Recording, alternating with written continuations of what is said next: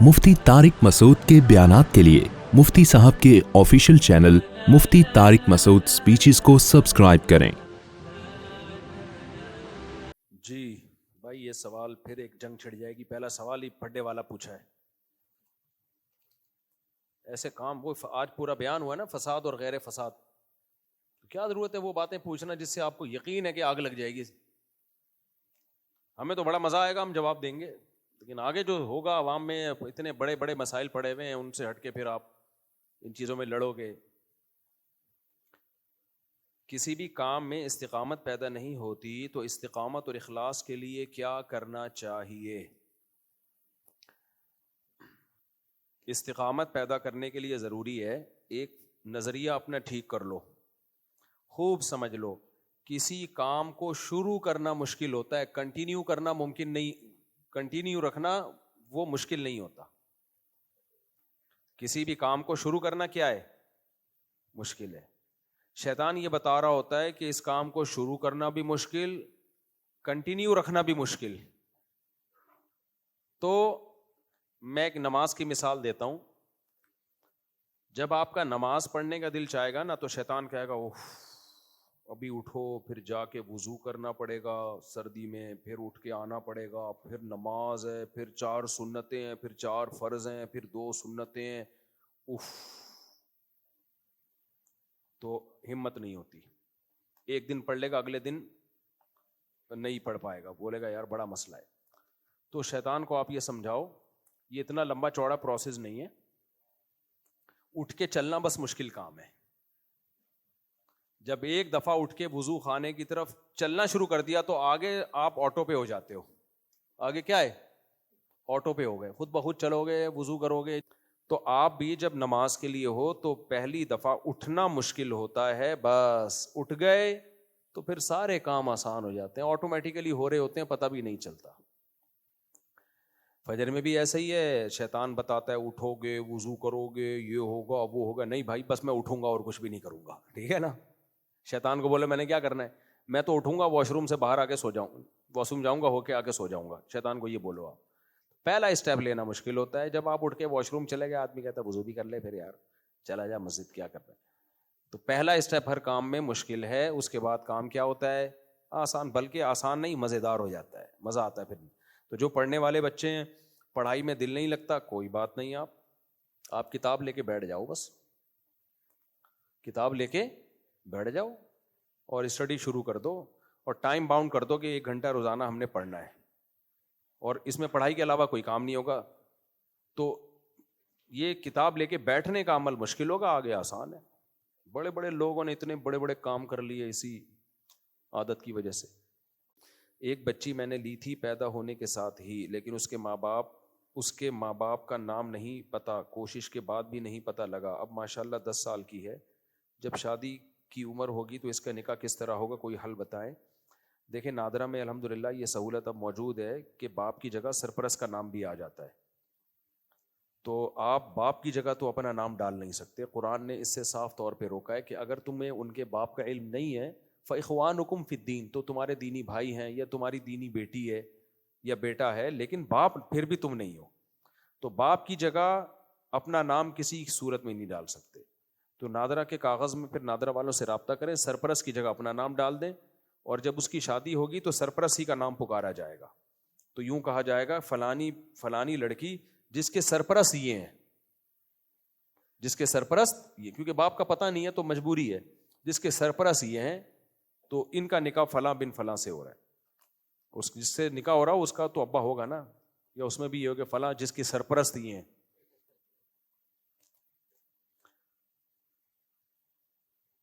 اسامہ صاحب قلات سے، قبر کو خزانے کے لیے کھودنا جائز ہے؟ کیا لکھا ہے؟ دفنانے کے لیے؟ قبر کو دفنانے کے لیے ہی کھودتے ہیں؟ کیا لکھا ہوا بھائی؟ دوبارہ دفنانا ہے مردہ؟ بھائی یہ قبر میں دوبارہ مردہ دفنانا جائز نہیں ہے اگر جگہ ہے، لیکن اگر قبرستان بھر گیا ہے، جگہ ہی نہیں ہے، یہ مشکلات پیش آ رہی ہیں، تو پھر 10 سال کے بعد اس قبر میں دوسرا مردہ دفنا سکتے ہیں۔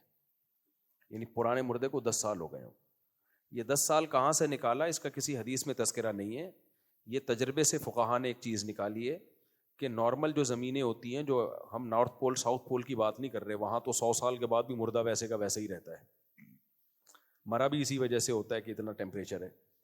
تو نارمل جو زمینیں ہوتی ہیں تو اس میں 10 سال کے بعد مردہ بالکل مارکیٹ سے شارٹ ہو جاتا ہے, 2-4 ہڈیاں وڈیاں رہ جاتی ہیں اس کی, وہ تو پھر 100 سال میں بھی ختم نہیں ہوتی.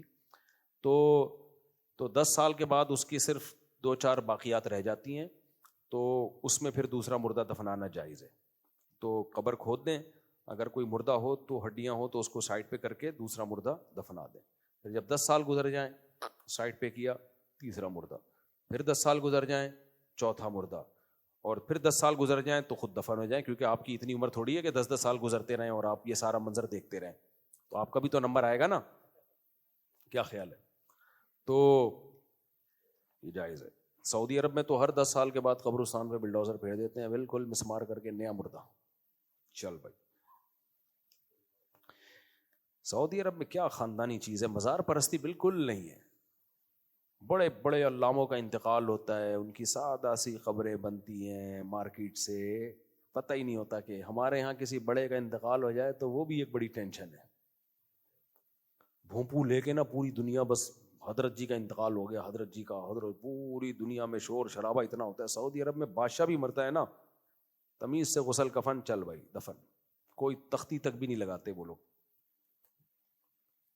یہی شریعت کا مزاج ہے.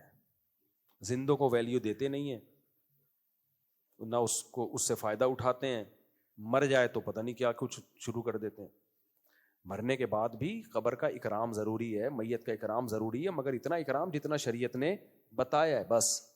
اور پھر میت سے محبت کا تقاضا ہے, اس کے لیے دعا کرو ساری زندگی, صدقہ خیرات کرو, وہ نہیں کرتے. میرے امتحان آنے والے ہیں, دعا فرمائیں, دل سے دعا ہے دنیا اور آخرت دونوں امتحانوں میں اللہ آپ کو کامیاب کرے. ہم سب کا امتحان آنے والا ہے میدان حشر. سری اور جہری نماز میں دوران نماز جماعت میں مل جائیں تو ثنا کب پڑھیں گے؟ پہلی رکعت میں مل گئے ہیں, امام نے فاتحہ شروع نہیں کی ہے تو ثنا پڑھ لیں.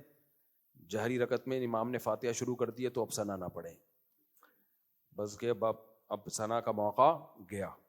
اور سری نماز میں اگر پہلی رکعت میں ہے تو پھر ثنا پڑھ سکتے ہیں آپ. اور اگر ایک رکعت نکل گئی ہے تو پھر جب امام سلام پھیر کے آپ کھڑے ہوں گے نا, تو وہ آپ کی پہلی رکعت کاؤنٹ ہوگی, تو اس میں ثنا پڑھیں پھر آپ.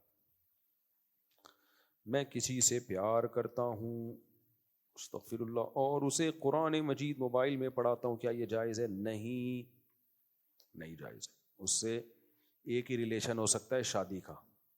شادی کر لو پھر آپ سب کچھ پڑھاؤ اس کو, اور اگر آپ کی وہ بیوی نہیں بنی پھر آپ اس کو نہیں پڑھا, کیونکہ یہاں تو لازمی فتنے کا اندیشہ ہے, کیونکہ آپ کو اس کی طرف دل مائل ہے آپ کا, تو جائز ہی نہیں, بالکل ڈسکنیکٹ. میں جامعۃ الرشید کا طالب علم ہوں, آپ کا بیان کروانا ہے. ہم نے اپنی مسجد میں, اس کا طریقہ کار کیا ہے؟ عثمان سے رابطہ کریں. میرا نام حافظ محمد عثمان ہے.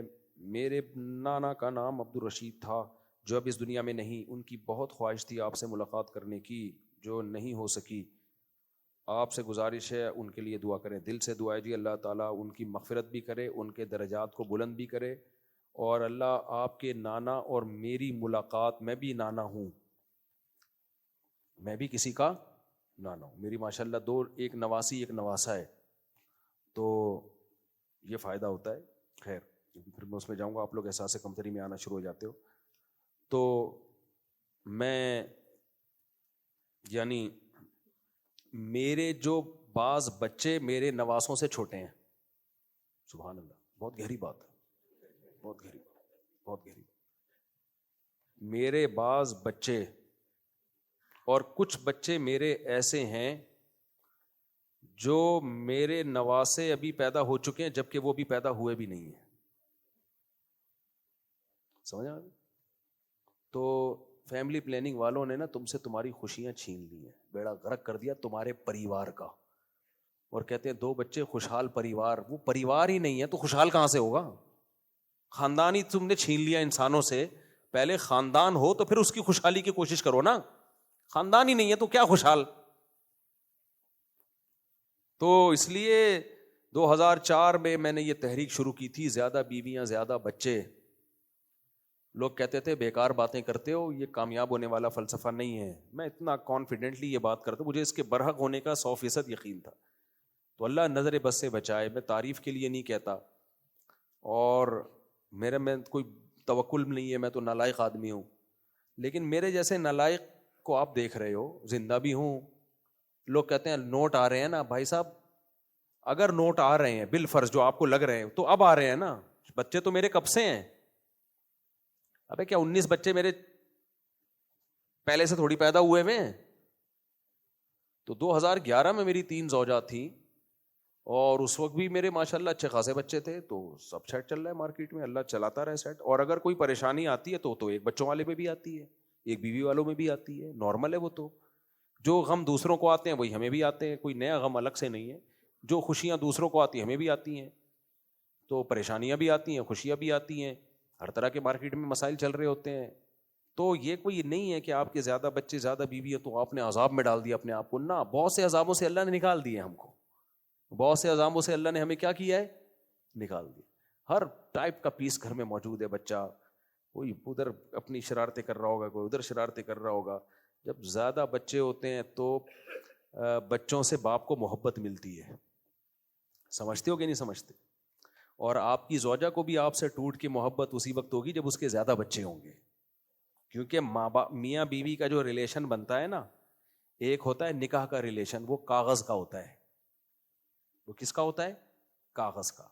وہ ڈیورس سے ٹوٹ بھی جاتا ہے. اصل تو ریلیشن بنتا ہی بچوں کے بعد ہے.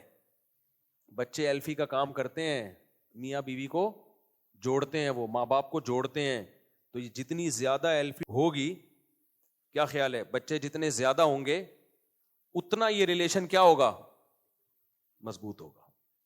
اب طلاقوں کا ریشو اسی وجہ سے بڑھ گیا ہے. ایک آدھ بچہ ہوتا ہے, کہتے ہیں چلو تم ادھر رکھو, میں ادھر یہاں خرچہ بھیج دوں گا, مل لیا کریں گے. زیادہ بچے ہوتے ہیں, آدمی دیکھتا ہے بھائی یہ ان کو کہاں لے کے جاؤں گا میں. وہ دونوں بھی ماں باپ کو جوڑ دیتے ہیں, وہ دونوں بھی نہیں ٹوٹنے دیتے کہ بھائی ابا اماں تو ہم دونوں کے ہی ہیں نا, کیوں ٹوٹیں گے. تو اللہ نے ایک پروسیس رکھا ہے, ایک نیچرل پروسیس ہے. جب شادی ہوتی ہے تو جذبات ہوتے ہیں, یہ جذبات میاں بیوی کو جوڑتے ہیں. پھر جذبات مارکیٹ سے شارٹ ہونا شروع ہوتے ہیں, بچے آنا شروع ہوتے ہیں, تو پھر وہ بچے جوڑتے ہیں. تو جذبات وہ تھوڑی رہیں گے جو دلہن کے ساتھ جذبات تھے اور دلہن کے دولہا کے لیے پہلی رات کو جذبات تھے, وہ کہاں رہتے ہیں, وہ رہتے ہیں, وہ تھوڑی رہتے ہیں. پھر جو جیتے ہیں دونوں ایک دوسرے کے لیے, وہ کس کی خاطر, بچوں کی. تب یہ لبرل لوگوں میں دنادن طلاقیں ہوتی ہیں کہ بچے ہی نہیں ہوتے. اور پھر بچہ بڑا ہو گیا, اب عورت کی گود میں بچہ نہیں ہے. عورت کی فطرت ہے اس کو گود میں بچہ چاہیے جب تک وہ جوان ہے, اس کی نیچر ہے یہ. اس سے وہ نیچر چھین لیا آپ نے تو وہ ٹوٹ پھوٹ جائے گی. تو اس لیے اللہ کا شکر ہے ہم دیسی لوگ ہیں, ہم اس لبرل لوگوں کے نعروں سے متاثر. اور ویسے بھی میں سرکاری ملا ہوتا تو یہ باتیں تو کر ہی نہیں رہا ہوتا. لوگ مجھے کہتے ہیں سرکاری ملا ہے, بھائی سرکار یہ باتیں سکھاتی ہے؟ سرکار تو کہہ رہی ہے بچے روکو, ویسے پیچھے پڑی ہوئی ہے سرکار. ابھی ایک سرکاری بیان آیا تھا کہ جناب نیوزی لینڈ کی آبادی 54 لاکھ ہے اور پاکستان میں ہر سال 54 لاکھ بچے پیدا ہو رہے ہیں. یعنی پاکستان میں ہر سال ایک کنٹری کے بقدر آبادی بڑھ رہی ہے. ہمارا کیا ہوگا, وسائل نہیں ہیں, بچے اتنی سپیڈ سے. یہ صرف ایک قسم کی لفاظی ہوتی ہے. میں نہیں کہہ رہا جس نے یہ رپورٹ پیش کی ہے ان کی نیت غلط ہے, ان کی نیت اچھی ہی ہوگی کہ ملک کو جب اتنی آبادی بڑھے گی, مہنگائی بڑھے گی, ان کے پاس ان کی کیلکولیشن یہی ہوگی. لیکن یہ کیلکولیشن غلط ہے. میں کسی کی نیت پہ شک نہیں کر رہا. آج کل لوگ اسی طرح کی باتیں کر رہے ہوتے ہیں اور سمجھ رہے ہوتے ہیں یہ ٹھیک باتیں ہیں. جس نے یہ بات بتائی ہو سکتا ہے وہ ملک کا ہم سے زیادہ خیر خواہ ہو وہ شخص, لیکن یہ غلط ہے. آپ اس طرح کبھی کمپیئر نہیں کر سکتے, نیوزی لینڈ کی آبادی اتنی تو ہماری اتنی آبادی بڑھ رہی ہے. آپ کسی ملک سے کمپیئر نہ کریں. آبادی کو کمپیئر کیا جاتا ہے وسائل سے اور اسپیس سے. دیکھو آپ گلستان جوہر کے ایک اتنے سے فلیٹ میں رہتے ہو اور ایک کمرہ ہے آپ کے پاس رہائش کے لیے, اور آپ کی آمدن ہے 5,000 روپے, اور آپ کو پتہ ہے قیامت تک یہ 5,000 ہی رہے گی. تو ایک بچہ پیدا کرنا بھی اس لحاظ سے دیکھا جائے تو ناجائز ہے. آئی بات سمجھ میں کہ بھائی اسپیس ایک کمرے کی, جب ایک بچہ آئے گا تو میاں بیوی کہاں سوئیں گے, دوسرا بچہ کیسے آئے گا پھر, کیا خیال ہے. تو کہ یہ اتنی سی اسپیس ہے اور آمدن 5-10 ہزار ہے جو کبھی بڑھے گی نہیں, صحیح ہے نا. لیکن یا تو یوں ہونا کہ ہماری آمدن اتنی ہے, پاکستان کے ریسورسز اتنی ہے جو کبھی بڑھیں گے بھی نہیں, اور اسپیس اتنی ہے, تو پھر آپ بتائیں کہ اتنی آبادی بڑھ رہی ہے تو یہ ملک اس آبادی کا تحمل نہیں کر سکتا. لیکن دو چیزیں, دو حقائق ہیں, یہ بات کر کے بس آگے چلتا ہوں. دو حقائق ہیں. نمبر ایک, پاکستان کے پاس اسپیس کی کمی نہیں ہے. اکیلا بلوچستان ہی ایسا ہے جو پورے ملک کی اس سے 10 گنا آبادی کو سنبھال سکتا ہے, اسپیس اتنی ہے. لہذا یہ باتیں کہ نیوزی لینڈ کی آبادی اتنی اور فلانے ملک کی آبادی اتنی ہے. ایک صاحب نے کہا کہ امریکہ کی آبادی اتنی اور پاکستان کی اتنی, امریکہ جبکہ اسپیس ان کی اتنی اور ہماری اسپیس اتنی. بھائی اتنی ہو کے بھی زیادہ ہے یا نہیں ہے؟ آبادی کے لحاظ سے اسپیس کو آپ کمپیئر کرو نا. امریکہ سے کیوں تشبیہ دے رہے ہو؟ آپ اپنے ملک کی آبادی کو, آپ کے ملک میں جو اسپیس ہے. دوسری بات وسائل سے. آپ نے دیکھا ہوگا ہمارے حکمران لوگ کہہ رہے ہوتے ہیں کہ آبادی بڑھ رہی ہے, وسائل لامحدود ہیں, لیکن جب لوگ کہتے ہیں پاکستان ایک غریب ملک ہے, کہتے ہیں نہیں ہمارا ملک وسائل سے مالا مال ہے. یہ کبھی ایک بیان پہ ٹکتے نہیں ہیں. اصل میں یہ دوسرا بیان درست ہے. پاکستان وسائل سے مالا مال ہے, بے تحاشا مال ہے پاکستان کے پاس. اتنا ہے کہ آپ کھودنے لگے تو ایسی کی تیسی ہو جائے. ہم جو ہے نا برونائی کو پیچھے چھوڑ دیں. ہم بات ہے کرپشن کی, نظام کی, نظام ٹھیک کرو بھائی, نظام ٹھیک کرو. پھر ایک سوال یہ ہوتا ہے کہ جب تک نظام ٹھیک نہیں ہوتا پھر تو بچے کم پیدا کرو. نہ وہ بچے ہی نظام کو ٹھیک کریں گے آ کے. سمجھ رہے ہو؟ اگر ہم نے بچے بھی روک دیے نا تو نظام ٹھیک کرنے والے بھی مارکیٹ سے شارٹ ہو جائیں گے. کیونکہ جب آبادی بڑھتی ہے تو اس کو وسائل کی ضرورت پڑتی ہے, پھر وہ نہ چاہتے ہوئے بھی کھوتے ہیں. اس کی میں ایک مثال دیتا ہوں. آپ کے کیاری میں خزانہ دفن ہے, جو سیٹ ہے اس نے پابندی لگائی ہوئی ہے, حکومت نے پابندی لگائی خزانہ نہیں کھودنا. لیکن جب آپ بھوکے مرو گے نا تو تمہارا باپ بھی کھودے گا اس خزانے کو. صحیح ہے؟ تو جب ملک کی آبادی بڑھتی ہے نا, تو جب وسائل چاہیے ہوتے ہیں تو پھر بہت کچھ آبادی کرواتی ہے. آبادی ملکوں کی حدود کو توڑ کے بھی باہر نکلتی ہے, وہ کھودتی ہے, بہت کچھ ہوتا ہے. پھر رہی وہ مثال کہ گلستان جوہر کے ایک فلیٹ کی جو میں نے مثال دی تھی, کہ پھر وہ غریب آدمی جس کا ایک چھوٹا سا فلیٹ ہو اور آمدنی 5,000 ہو, اس کو آپ زیادہ بچوں کی ترغیب کیوں دے رہے ہو؟ یہ دوسرا فلسفہ ہے, خوب سمجھ لو. اس کو ہم دوسرے بچے سے جب روکیں گے جب ہمیں یقین ہو کہ یہ ہمیشہ اتنا ہی رہے گا اور اس کی قیامت تک آمدن 5,000 ہی رہے گی, جبکہ فیوچر کا کسی کو علم نہیں ہے. یہاں آ کے قرآن اور یہ جو ہمارے کیلکولیشن کرنے والے ہیں یہ ٹکراتے ہیں. قرآن کہتا ہے وَمَا مِن دَابَّةٍ إِلَّا عَلَى اللَّهِ رِزْقُهَا. بچہ جب دنیا میں آتا ہے تو وہ تمہاری اولاد بعد میں ہے, اللہ کی مخلوق پہلے ہے. تو تمہیں یہ کس نے کہہ دیا کہ جس کی 5,000 آمدن ہے قیامت تک 5,000 ہی رہے گی, اور جس کے پاس ایک کمرے کی اسپیس ہے قیامت تک ایک کمرے کی اسپیس ہی رہے گی؟ میں نے جب دوسری شادی کی تھی میرے پاس دوسری زوجہ کو دینے کے لیے ایک کمرے کی اسپیس بھی نہیں تھی. سمجھ رہے ہو؟ اور میری آمدن میں 2 بچے پالنا بھی بہت مشکل تھا. لیکن کیا ہوا ہے, جب میں نے کی تو میرے لیے اللہ نے انتظام کیا. کیسے کیا؟ کبھی خوشبو لگا کے آؤ تو بتاؤں میں. یہ تو ہمیں فیوچر کا تھوڑی پتا ہے کہ فیوچر میں کیا ہونے والا ہے. فیوچر میں پتا تھا کہ ہم کے الیکٹرک سے آزاد ہو کے سورج پہ آ جائیں گے, ہے بھائی؟ پاس میں ہمیں پتا تھا کہ فیوچر میں ہمیں ایک سورس آف انرجی ایک اور دریافت ہو جائے گا, پتا تھا لوگوں کو. 200 سال پہلے کے انسان سے آپ پوچھو کہ ایک وقت آنے والا ہے دنیا کی آبادی 6 ارب ہو جائے گی, 200 سال پہلے کا انسان کہے گا اس وقت لوگ قحط سے مر جائیں گے, کیونکہ اس وقت کے جو وسائل دریافت ہوئے تھے نا اس کے حساب سے 6 ارب کی آبادی کا دنیا میں زندہ بچنا ممکن تھا ہی نہیں. لیکن اس بیچارے کو کیا پتا تھا بھائی انسانوں کو دنیا میں آنے دو, تیل کے کنویں دریافت ہوں گے. خدا غافل تھوڑی ہے, پیدا کر کے چھوڑ رہا ہے. اور اس نے قرآن کے الفاظ دیکھو, قدر فیہا اقواتہا, کہ ہم نے جب زمین کو بنایا تو زندگی کے لیے جو ضروری لوازمات تھے وہ زمین میں پہلے رکھے ہم نے. اور دیکھو یہاں قرآن نے یہ نہیں کہا پیدا کیے ہیں, قدرہ کا مطلب مینجمنٹ کا مطلب یہ ہوتا ہے جیسے جیسے آبادی بڑھے گی وسائل اس وقت دریافت ہوں گے, جب نہیں ہے تو نہیں دریافت ہوں گے. اس کو مینجمنٹ کہتے ہیں. تو کیا کتنی سونے کی کانیں چھپی ہوئی ہیں جو دریافت نہیں ہوئی. کتنے, یہ کسی کو پتا تھا یوٹیوب بھی سورس آف انکم بنے گا کسی زمانے میں؟ ایک آدمی جو گاؤں دیہاتوں میں صرف کھانا پکانا سکھاتا ہے وہ کروڑوں روپے کمانا شروع کر دے گا. ایک آدمی جو صرف مذاق کر سکتا ہے, پرینکسٹر ہے وہ, جس میں کوئی قابلیت نہیں ہے وہ ڈاکٹروں سے زیادہ کمانا شروع کر دے گا, سائنسدانوں سے زیادہ کمانا شروع کر دے گا. تو یہ تو کچھ بھی نہیں پتا تھا, یہ تو فیوچر سے. تبھی قرآن کہتا ہے یبسط الرزق لمن یشاء ویقدر, جس کے لیے چاہتا ہے رزق کے دروازے کھول دیتا ہوں, جس کے لیے چاہتا ہوں رزق کے دروازے بند کر دیتا ہوں. تو ہم جو کہہ رہے ہیں کہ ایک کمرے کا فلیٹ ہے اس میں اتنے بچے کیسے سنبھالے گا, بھائی جب بچے ہوں گے تو ماں کی چھاتیوں میں دودھ آئے گا, بچے کی پیدائش سے پہلے دودھ نہیں آتا. اللہ کہتے ہیں پیدا ہوگا تو پھر اس کی ضرورتیں پوری کروں گا, پیدا تو ہونے دے. تو میں نے دیکھا ایسے ایسے غریب لوگ ہیں, اولاد ہوئی تو وہ بڑھتے چلے گئے, اور بچے بھی 2 ہاتھ 2 پاؤں بھی تو لے کے آئے گا, وہ خود بھی تو کم بخت کچھ کرے گا, سارا باپ پہ تھوڑی بوجھ بنے گا, وہ خود بھی تو, وہ بھی تو. آپ بھی تو جب باپ بن کے بچوں کو پال رہے ہو, کیونکہ آپ میں 2 ہاتھ اور 2 پاؤں اللہ نے دیے ہیں, تو آپ کا بچہ بھی لنگڑے لولے پیدا نہیں ہوتے, کچھ ایک آدھ ہو جاتے ہیں, میجورٹی کیسی ہوتی ہے, صحت مند ہوتی ہے, تو کما رہی ہوتی ہے. تو اس لیے اٹھا کر پھینک دو باہر گلی میں, نئی تہذیب کے انڈے ہیں گندے. اور ہر سال پاکستان میں 2 نیوزی لینڈ پیدا کرو. کتنے نیوزی لینڈ پیدا ہونے چاہیے؟ 2. لوگ کہتے ہیں اب آبادی ہماری اتنی اور ہمیں مزے نیوزی لینڈ والے چاہیے. تو ہم جو نیوزی لینڈ نہیں بن رہے نا, وہ آبادی کی وجہ سے نہیں, وہ کرپشن کی وجہ سے. جو حکمران ہمیں کم بچوں کی ترغیب دیتے ہیں, آپ انسان کے بچے بن جاؤ. آپ تو اپنے ماں باپ کے 2 بچے ہو, آپ کیوں نہیں انسان کے بچے بنے؟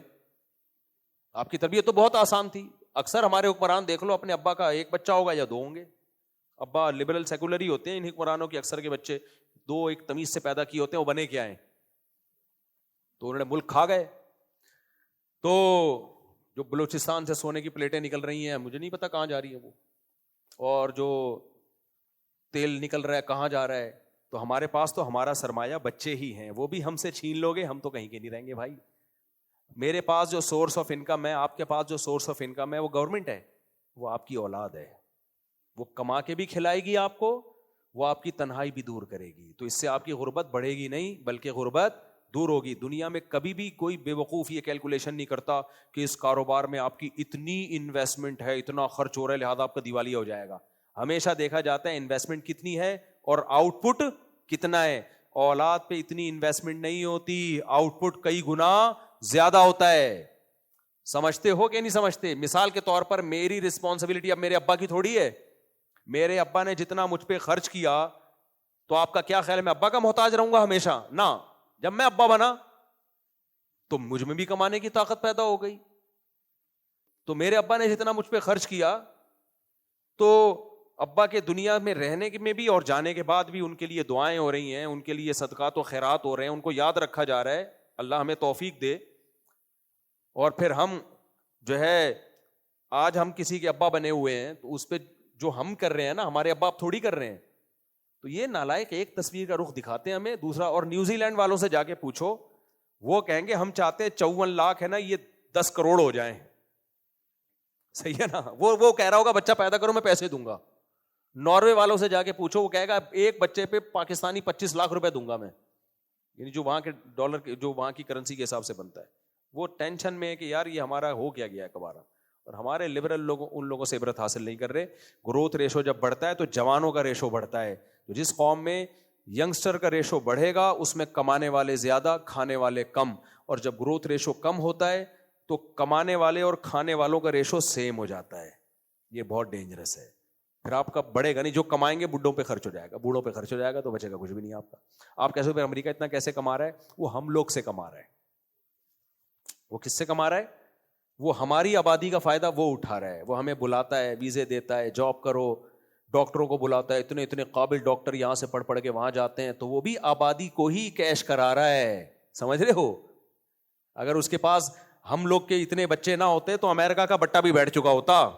مشینیں تھوڑی سب کچھ کر کے دیں گی ان کو. مشین چلانے والا بھی تو آدمی ہوتا ہے, بٹن دبانے والا بھی کون ہوگا؟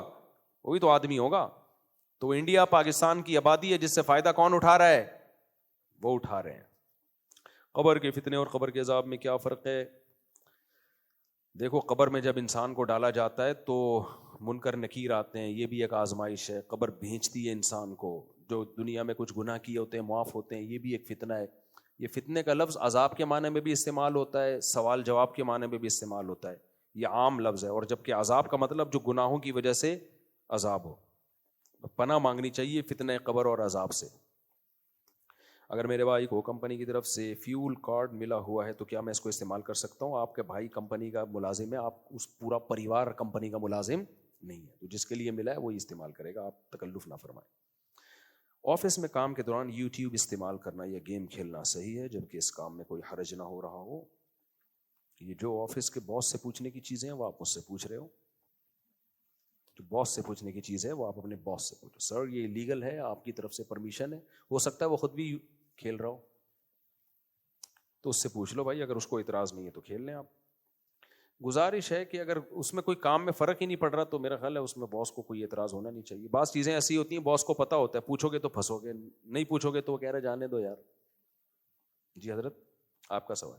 گزارش ہے کہ لیاری مدرسہ مفتی صاحب کی گزارش ہے کہ وہاں کی عوام آپ کا بیان سننا چاہتی ہے, نوازش فرما کر 13 فروری کو ایک پروگرام ہے جس کی شرکت ہو.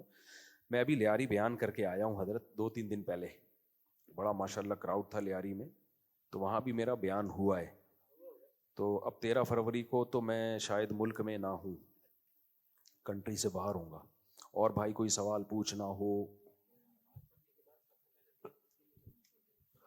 نماز پڑھنے کے بعد جب دعا مانگیں تو سب سے پہلے اپنے لیے پھر اپنے والدین کے لیے دعا مانگیں. جی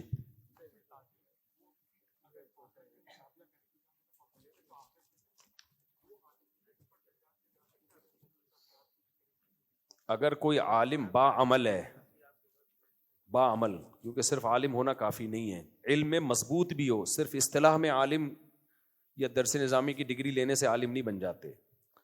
تو اللہ کی نظر میں عالم وہ ہے جو علم میں رسوخ ہو اور عمل بھی ہو, تو ایسے عالم کا درجہ پیغمبروں کے بعد سب سے زیادہ ہے. پھر کوئی تاجر اور کوئی شخص اس کے برابر نہیں ہو سکتا, کیونکہ اللہ نے یہ درجات بیان کی. یہ جو حدیثوں میں آتا ہے نا تاجر پیغمبروں کے ساتھ ہوں گے, تو اس کا مطلب یہ نہیں کہ پیغمبر کے درجے پہ ہی آ جائیں گے, تو ظاہر ہے پیغمبر کا درجہ تو الگ. اسی طرح علماء کے ساتھ ہوں گے, تو اس کا مطلب یہ نہیں ہے کہ علماء کے وہی بالکل پروٹوکول ملے گا جو علماء کو ملتا ہے, تو وہ نہیں ہو سکتا.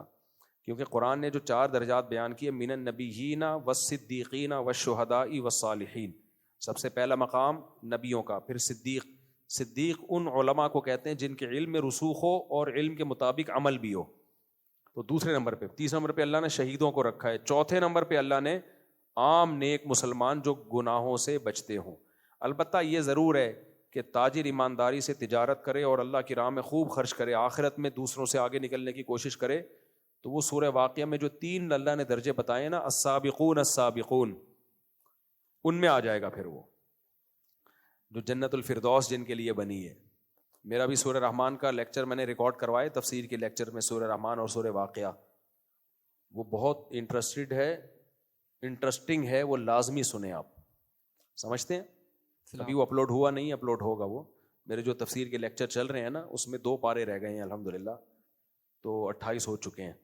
تو اللہ نے بڑا کام لے لیا ہے, تو ان لیکچروں کو آگے زیادہ سے زیادہ پھیلائیں, ورنہ کم از کم سورہ واقعہ تو لازمی سنیں, اس میں جو سورہ واقعہ ہے. السلام علیکم ورحمۃ اللہ. اچھا مفتی صاحب, میں کبھی کبھی تسبیح پڑھتا ہوں نا, تو میرا وہ کوچنگ کا ٹیچر ہے, وہ بولتا ہے یہ نہیں پڑھا کرو, یا جو ہے نا انڈیا کا رواج ہے پنڈت پڑھتے ہیں مطلب تسبیح. کوچنگ کا ٹیچر, جب آپ کلاس ہے تو تسبیح جیب میں رکھیں, کلاس کو فوکس کریں آپ, ٹھیک ہے؟ نہیں ویسے بھی پڑھا کوئی بھی ایب نارملٹی والا کام نہیں کرنا چاہیے. یہ دینداروں کے ساتھ بڑا مسئلہ ہے. بھائی کلاس کا ماحول ہے, وہ سبق پڑھا رہا ہے, آپ تسبیح جیب میں رکھیں, کلاس کو فوکس کریں, ٹھیک ہے نا؟ تو اگر آپ نے پڑھنی ہے تو جیسے وہ فارغ بیٹھے ہوئے ہیں تو ویسے پڑھ لیں, یا کوئی پھر تو تسبیح نکال کے بھی پڑھ سکتے ہیں. لیکن ٹیچر سامنے کھڑا ہوا ہے, بات کر رہا ہے, تو پھر آپ کے ہاتھ میں تسبیح ہے, تو یہ ٹھیک مناسب نہیں ہے. اس میں ٹیچر کی ایک طرح کی بے ادبی بھی ہے کہ یار میں ادھر پڑھا رہا ہوں تو مجھے تسبیح میں لگے ہوئے ہو. ہر چیز کا ایک موقع ہوتا ہے. ہمارے دیندار طبقے میں بے موقع کام کرنے کا بڑا مسئلہ ہے. بے موقع تبلیغ, موقع ہے نہیں, آپ تبلیغ کرنا شروع کر دو. وہ آپ سے پوچھ نہیں رہا, آپ اس کو بلا وجہ سمجھا رہے ہو, اگلا کہتا ہے یار یہ درد سر ہے. تو یہ بہت ہم سب کو ٹریننگ کی ضرورت ہے کہ کون سا کام کس موقع پہ کرنا ہے. ایک تو یونیورسٹیوں میں پڑھتے ہیں, ان کی ڈریسنگ ایسی ہوتی ہے, یونیورسٹیوں بالکل الگ ہی نظر آ رہے ہوتے ہیں. اتنی بڑی پگڑی پہنی ہوئی ہے, اتنا بڑا جبہ پہنا ہوا ہے آپ نے, یونیورسٹی میں آپ پڑھ رہے ہو, سارے ماڈرن لبرل لوگ بیٹھے ہوئے ہیں, تو بہت زیادہ بھائی شلوار قمیض پہن لیتے آپ نے اتنا بڑا چغا, پھر اتنا بڑا اڑن تشتری جیسی پگڑی. وہ اگلا کہہ رہا تھا یہ پتہ نہیں کوئی الگ ہی مریخ سے آئی ہوئی مخلوق ہے یہ, تو وہ پھر لوگ مائل نہیں ہوتے اس طرف, بولتے ہیں یار ایک وحشت ہوتی ہے انسان کو اپنے جیسے لباس سے انسیت ہوتی ہے, اپنے جیسے لوگوں سے انسیت ہوتی ہے. تو ڈریسنگ میں بہت زیادہ فرق نہیں کرنا چاہیے. دوسرا, دیندار کو اپنی ڈریسنگ اچھی رکھنی چاہیے. اچھی کا مطلب یہ نہیں کہ وہ کڑھائیوں والے کرتے اور چمک چھلو بن کے چلے جائیں, آپ گولے گنڈے کی دکان کھول لیں, آپ نیلی ٹوپیاں ایسی پہنی ہوتی ہیں اس میں ایسا لگ رہا ہوتا ہے کہ لائٹیں نکل رہی ہیں ابھی اس ٹوپی کے اندر سے, بہت اچھی ٹوپی ہے یہ. بھائی سوبر لگو دیکھنے میں, کوئی ایسی چیز پہنو, چمک چھلو نہ بنو آپ. تو یہ بڑا مسئلہ ہے دینداروں کی. جو لڑکے ہیں یونیورسٹیوں کے جو دیندار بن جاتے ہیں, آپ کی ڈریسنگ ایسی ہو, آپ دیکھنے میں پڑھے لکھے آدمی لگ رہے ہو, آپ لمبے بال نہ رکھو. ہر آدمی پہ لمبے بال اچھے نہیں لگتے. بعض لوگوں کے بال بہت گھنے اور گھنگریال, وہ لمبے بال رکھتے ہیں, وہ عجیب سے ہی لگ رہے ہوتے ہیں. لگ رہا, ایک صاحب سے میں نے رابطہ کیا, وہ ویڈیو کال پہ انہوں نے بات کی, مجھے کام تھا, ان کے بال بھی لمبے, مونچھیں بھی لمبی, اور یہ مجھے لگا کہ کوئی 20-30 بندے اس نے مارے ہوئے ہیں. تو ڈر لگتا ہے آدمی کو, یار یہ کیا ہے, کچھ شریف انسان نظر آؤ دیکھنے میں. تو ہر آدمی پہ لمبے بال اچھے نہیں لگتے. اچھے لگ رہے ہیں تو رکھ لو, آپ نہیں لگ رہے تو رہنے دو, آپ کوئی مسئلہ نہیں. نارمل سادہ سی ٹوپی پہن لیا کرو, وہ بھی عجیب یوں اتنی اونچی اونچی ٹوپیاں پہنی ہوئی ہوتی ہے, جوکر لگ رہا ہوتا ہے آدمی عجیب سا. تو بات بانی کشتیاں پہنی ہوئی ہوتی ہیں, بات بانی کشتی نہیں ہوتی, الٹی کر کے عجیب سی لگا دیتے ہیں. تو نمونہ نہ بنو, خلاصہ یہ دیکھنے میں نمونے نہ لگو. نارمل انسان جیسے سارے ہوتے ہیں نا, وہ بھی انسان کے بچے ہی ہیں جو یونیورسٹی میں بیٹھے ہوئے ہیں, آپ بھی ویسے انسان کے بچے بن کے رہو. شریعت نے حکم دیا داڑھی بڑھانے کا, اس میں کاٹنے کا آپشن, آپ اتنے ماڈرن نہیں بنو, کاٹنے کا آپشن آپ کے پاس نہیں ہے, ورنہ جیسے نارمل سب ہے ویسے ہی نظر آؤ میرے بھائی. تو عجیب سی چیز کوئی نمونہ بننے کی کوشش نہ کرو آپ, کیونکہ لوگ پھر ڈرتے ہیں, لوگ کہتے ہیں پتہ نہیں یہ کیا ہے. دیکھو اللہ کا شکر ہے, میں کہیں بھی دنیا میں جاتا ہوں, لوگ مجھ سے وحشت نہیں کھاتے, ہر طبقہ ملتا ہے. تو مذہبی لوگوں کو ایسا نہیں ہونا چاہیے کرخت اور سخت کہ وہ آتے ہوئے ڈرے کہ ہاں گناہ میں شریک نہ ہو آپ کسی کے ساتھ. اتنے لبرل ماڈرن نہ بنو کہ آپ برائیوں میں ان کے ساتھ شریک ہو جاؤ. برائی میں شریک ہونے کی اجازت نہیں, یا بے پردگی کو پروموٹ کرو. میں کبھی کسی ایئر ہوسٹس کو جو ملنے آئے اور دعا کی درخواست کرے عزت دیتا ہوں اور جو ہے اس کو رسپیکٹ دیتا ہوں, مگر کبھی یہ نہیں کہتا کہ آپ کی جاب ٹھیک ہے, آپ یہ کرتی رہیں, بہت اچھا, ویل ڈن. نہ یہ ہماری دعوت کی کیا ہو جائے گا. کوئی سی مجبوری میں کر رہی ہیں تو ایک الگ بات ہے, کیونکہ بعض عورتوں کے اگر اتنے حالات خراب ہوتے ہیں پھر وہ زنا کو پیشہ بناتی ہیں اپنا. تو مجبوری ایسی ایئر ہوسٹس ملی ہیں ہم سے کہ انہوں نے اپنے حالات بتائے, تو ہم نے کہا جو جن حالات سے آپ گزری ہو اس سے یہ ایئر ہوسٹس کی جاب بہرحال بہتر ہے. ورنہ لوگ عزتوں سے کھیلتے ہیں, جب پتہ ہوتا ہے نا پیسہ نہیں ہے تو پھر لوگ آج کل شادی کہاں کرتے ہیں. شادی کرنے والے تو مارکیٹ میں بہت کم ہیں, دھوکہ دیتے ہیں, اور شادی کے نام پہ بھی دھوکہ دینے والے بہت ہیں. لیبل شادی کا لگا رہے ہوتے ہیں لیکن چسکے لے رہے ہوتے ہیں وہ. تو ایسی مجبوری میں تو الگ بات ہے. اب ہمیں تو نہیں پتا یہ مجبوری میں کر رہی ہے کہ بغیر مجبوری کے, تو ہم پروموٹ کبھی نہیں کرتے بھائی. اصل میں عورت کے لیے گھر کی 4 دیواری ہے. اپنے شوہر کی خدمت کرو, اپنے بچوں کی خدمت کرو, یہ تمہارے لیے اچھی زندگی ہے.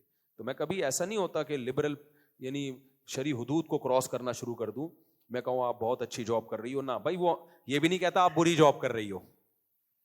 وہ ہم سے پوچھ تھوڑی رہی ہے کہ ہم اچھی جاب کر رہے ہیں کہ بری جاب کر رہے ہیں. پوچھے گی تو ہم بتائیں گے.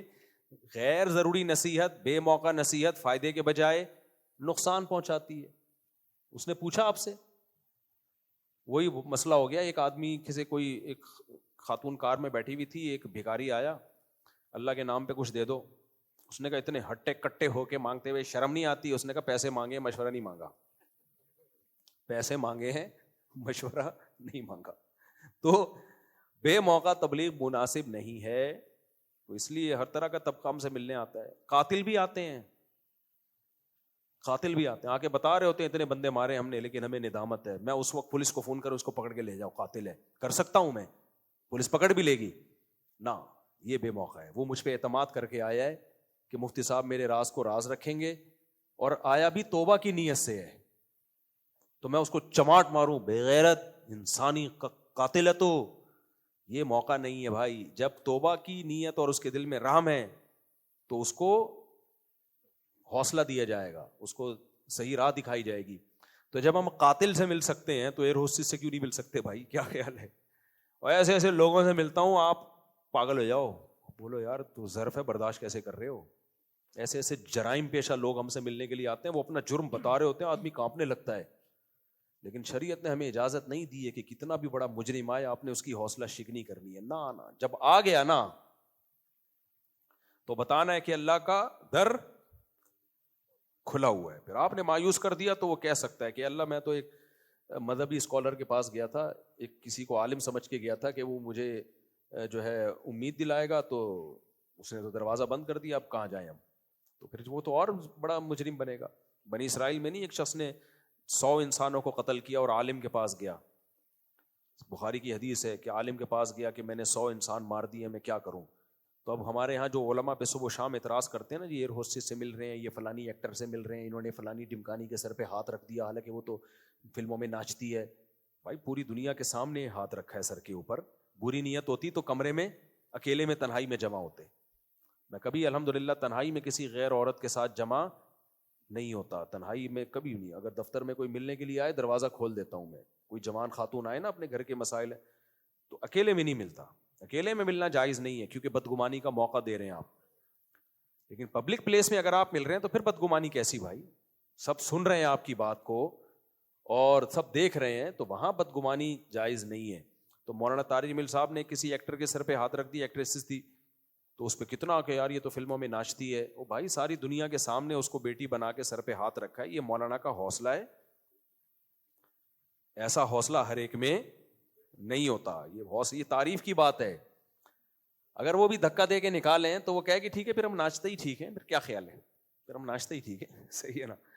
تو عالم کے لیے اجازت نہیں ہے. جنت اور جہنم میں ڈالنا کس کا کام ہے؟ اللہ کا کام ہے. تو جو اللہ کا کام ہے وہ اللہ کو کرنے دو.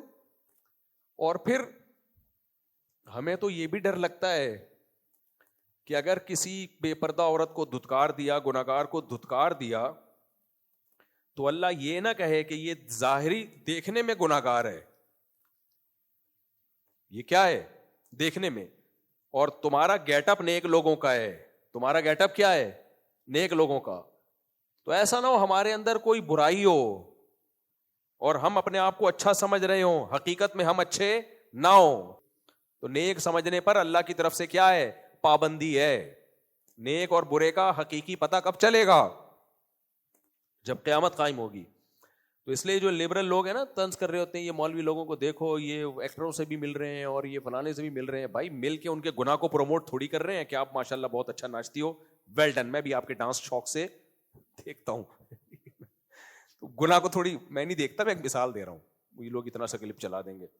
تو اب مجھے بتاؤ, وہ 100 انسانوں کا قاتل آیا بنی اسرائیل کے عالم کے پاس, حدیث میں آتا ہے. تو بنی اسرائیل کے عالم نے کیا کیا؟ کہا کہ بھائی اللہ تمہاری توبہ قبول کرے گا, جاؤ ایسے ایسے توبہ کرو, اللہ معاف کرنے والا ہے. اب ہمارے یہاں جو مولویوں پہ صبح شام اعتراض کرتے ہیں, وہ اگر وہاں بیٹھے ہوئے ہوتے تو کیا کہتے ہیں؟ اتنا بڑا دہشت گرد آیا اور اس سے کیسے نرم لہجے سے بات ہو رہی ہے, اس کو چائے بھی پلائی جا رہی ہے. اصل میں ان کے دہشت گردوں سے کیا ہیں؟ تعلقات ہیں. بھائی وہ جو ان عالم نے اس کا اکرام کیا ہوگا, کچھ کھانا وانا بھی کھلایا ہوگا, اس لیے کہ یہ دہشت گرد جب عالم کے پاس آ رہا ہے تو یہ اچھی علامت ہے. اب تک تو نہیں آیا تھا, اب آیا ہے, اس کا مطلب کیا ہے؟ وہ کسی مولوی سے کیا لینے آئے گا بھائی, پیسے تو ملیں گے نہیں اس کو. چائے مل جائے گی, ہو سکتا ہے وہ بھی چندے کی ہو, ہوتی نہیں, ایک مثال دے رہا ہوں. تو بلکہ ہو سکتا ہے اپنی مسجد کے لیے چندہ ہی مانگ لیں. تو جو کسی عالم سے مل رہا ہے نا, اس کا مطلب اس کی نیت میں فطور نہیں ہے. ہاں حکومت سے مل رہا ہے تو اچھی نیت سے بھی مل سکتا ہے, بری نیت سے بھی, اس میں بھی 100% بدگمانی جائز نہیں ہے. بعض دفعہ حکمرانوں سے مل رہا ہوتا ہے انسان ان کی اصلاح کے لیے, اپنے فائدے کے لیے نہیں, اور بعض دفعہ چاپلوسی اور مکھن لگانے کے لیے مل رہا ہوتا ہے, اپنے فائدے کے لیے. تو اس لیے ہر ایک کو ایک لاٹھی سے نہیں ہانکنا چاہیے. چلو بھائی کوئی سوال بس پوچھو پھر چھٹی کرو.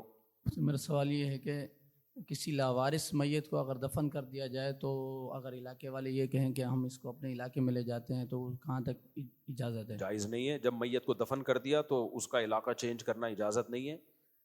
تو اس کی بالکل, باقی اس کے لواحقین پھر بھی کر رہے ہیں تو کرنے دو, پھر وہ آپ کے اختیارات سے باہر کی چیز ہے, کیونکہ ان کی میت ہے, آپ اس کو زبردستی نہیں روک سکتے. ہمارے ایسے ہی ہوا مدرسے میں, گارڈ بیچارہ پرانے وقتوں کی بات ہے شہید ہو گیا.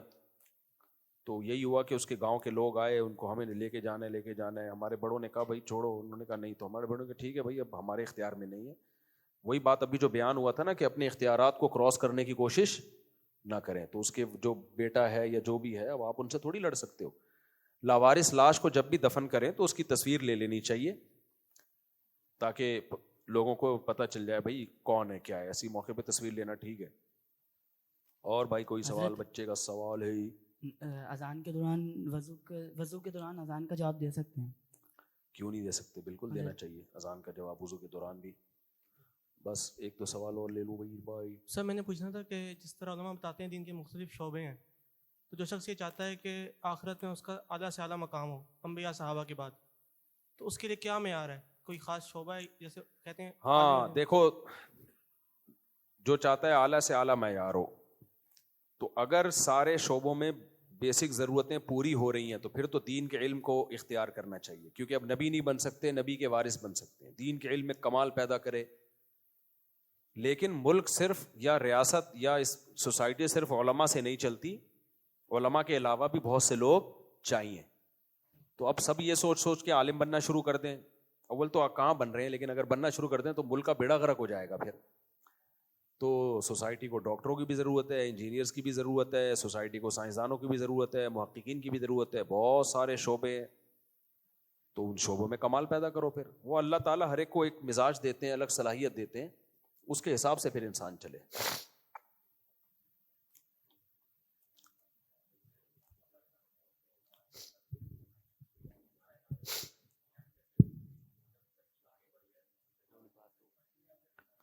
پندرہ دن سے کم ٹھہرنے کی نیت تھی آپ کی تو قصر نماز پڑھیں گے، لیکن وہ پتہ چلا کہ ٹھہرتے ٹھہرتے ٹھہرتے ٹھہرتے 6 مہینے گزر گئے تو بھی 2 ہی رکعتیں پڑھیں گے. جس دن آپ نے ارادہ کیا آج کے بعد میں 15 دن مزید ٹھہروں گا، پکا ارادہ کیا بغیر کسی کنفیوژن کے، تو پھر پوری پڑھیں گے. حتیٰ کہ آپ نے پتہ نہیں تھا کہ میں 15 دن ٹھہروں گا مزید یا نہیں ٹھہروں گا، آپ نے ظہر کی 2 رکعت کی نیت باندھ لی. دوسری رکعت میں آپ نے پکا ارادہ کر لیا کہ یار نہیں میں نے یہاں 15 دن ٹھہرنا ہے، کیونکہ نماز میں آپ ادھر ادھر کا بہت سوچتے ہو. تو آپ نے ارادہ کر لیا اب 15 دن ٹھہرنا ہے، تو اس 2 کو پھر 4 کرنا پڑے گا آپ کو. یعنی اسی وقت 4 شروع ہو جائیں گی. وہ جو 2 کی نیت ہے وہ کل عدم ہو جائے گی. نماز کو 4 کرنا ہے آپ نے. سمجھتے ہو کہ نہیں سمجھتے؟ مفتی صاحب جی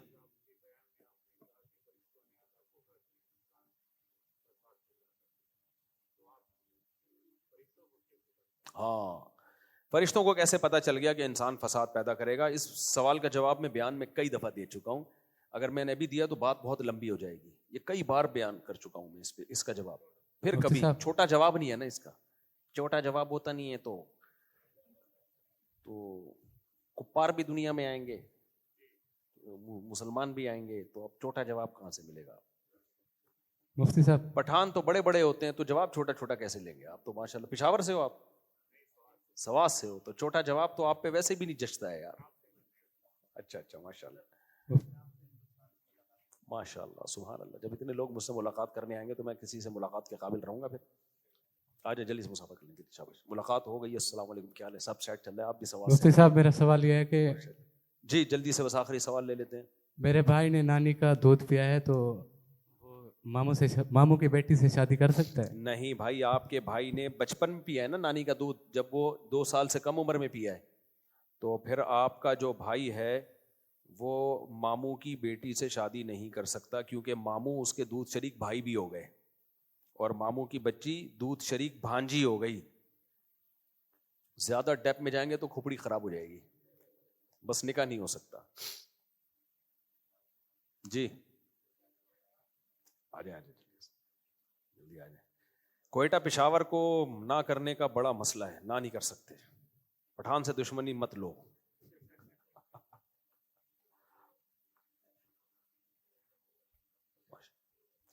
کیوں نہیں؟ بچوں کی حق تلفی ہے. بچوں کو اپنا دودھ چھوڑ کے ڈبے کا دودھ پلا رہی ہو تو بچے کا تو ڈبے سے رشتہ قائم ہو جائے گا. ڈبے والے اوصاف آئیں گے اس کے اندر، ڈبہ بن کے پہلی بات تو ڈبے کی طرح ہو جائے گا، گول مٹول. ماں کے دودھ کا آلٹرنیٹ کسی کا باپ بھی نہیں پیدا کر سکتا میرے بھائی. ہاں ماں میں دودھ ہی نہیں آ رہا ہے، کوئی بیماری ہو گئی ہے تو پھر مجبوراً ڈبہ. لیکن ماں کا دودھ ماں کا ہوتا ہے. بہت ساری چیزیں ماں کے دودھ میں بھائی. بچے سے ریلیشن بھی ماں کا بڑا گہرا بنتا ہے اس دودھ کی وجہ سے. بچے کا ماں سے بڑا گہرا ریلیشن بن جاتا ہے. اس کو ماں کی جو اسکن ہے نا اس کی خوشبو اس کے دماغ میں رچ جاتی ہے بچے کے دماغ میں. تو اس لیے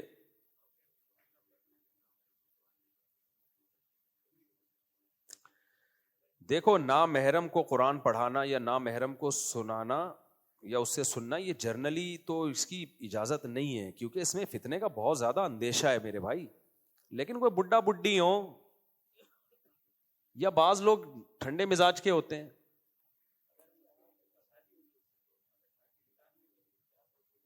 نکاح نہیں ہوا تو نامحرم ہے.